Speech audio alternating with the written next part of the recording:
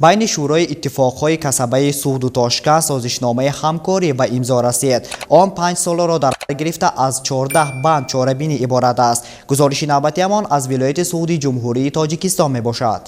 نمایندگان فدراسیون اتفاقهای کسبه ولایت تاشکند جمهوری ازبکستان با راهبری رئیس این نهاد مروجان ناصرов به ولایت سعودی جمهوری تاجیکستان آمدند. مهمانان را معاون رئیس ولایت سعود انور یعقوبی و دیگر شخصان رسمی پیشواز گرفتند. تشریف مهمانان در دایره به امضا رسانیدن سازشنامه همکاری بین شورای اتفاقهای کسبه ولایت‌های سعود و تاشکند براه مانده شد.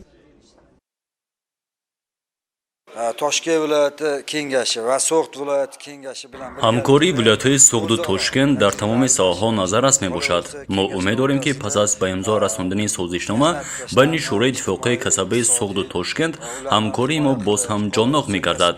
این همکاری‌ها مخصوصاً در سمت تبادل تجربه همدیگر، حفظ اجتماعی و سالمگردانی مهنتکشان نتیجه دلخواه خواهد داد. در ولایت سعود جمهوری تاجیکستان مراسم به امضا رسیدن سازشنامه همکاری بین شوراهای اتفاقهای کسبه ولایت سعود جمهوری تاجیکستان و ولایت تاشکند جمهوری ازبکستان دایر گردید. اطلاع داده شد که آغاز همکاری‌های دوجانبه هنوز سال 2019 هم براه مانده شده بود، اما بنابر سبب پاندمی کووید 19 بستن سازشنامه موقوف گذاشته شد. حالا باشد همکاری‌های دوجانبه تاجیکستان و ازبکستان در تمام ساحه‌ها پوره براه مانده شده است.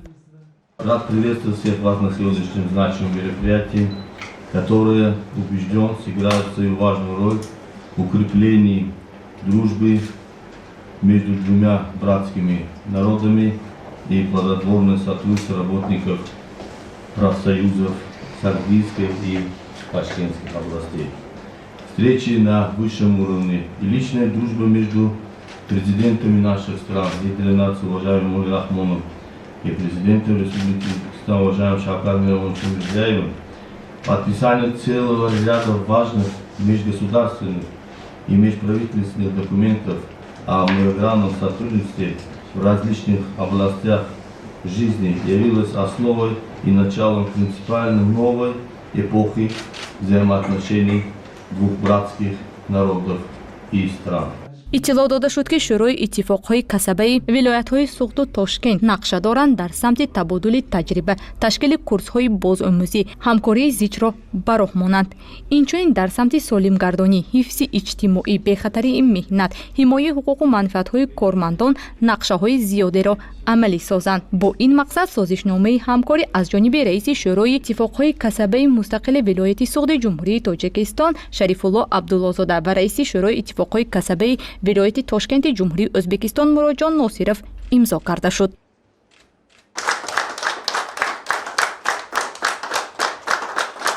سازشنامه مذکور 5 سال را فرا گرفته تا سال 2026 عملی کرده می شود. در آن نقشه و چاره‌بینی های گوناگون که فراگیری نزدیک 15 بند می باشد پوره و مشخص آورده شده است. یکی از این نقشه ها این همکاری در سمت سالمگردانی محسوب می یابد. در نظر است که طبق این بند سازشنامه من بعد اعضایان اتفاق ها می توانند در دایره همکاری برای استراحت و طبابت به آسایشگاه های سالمگردانی ولایت تاشکند فرستانیده شوند. اینچنین شهروندان ازبکستان نیز به ولایت سعود فرستانیده می شوند. در نظر است که من بعد در سمت سالمگردانی کارمندان و هم سالمگردانی فرزندان یعنی جوانان و نورسان و کودکان و بهتر کردن شرایط و فعالیت آسایشگاه ها، طبابتگاه ها و لاگرهای تابستانی نورسان و کودکان کارها خوبتر برآورده مانده شد. فدراسیون اتفاقهای کسبه مستقل تاجیکستان در ولایت سعود 13 کمیته صحابی و 2844 تشکیلات‌های ابتدایی را متحد ساخته است. تشکیلات‌های ابتدایی باشند در نوبت خود 237884 اعضا را فرا می‌گیرند. گزارش اغلای رجب و سپان عادل جانف از تلویزیون 7 ستاره جمهوری تاجیکستان برای تلویزیون سرخ جمهوری ازبکستان.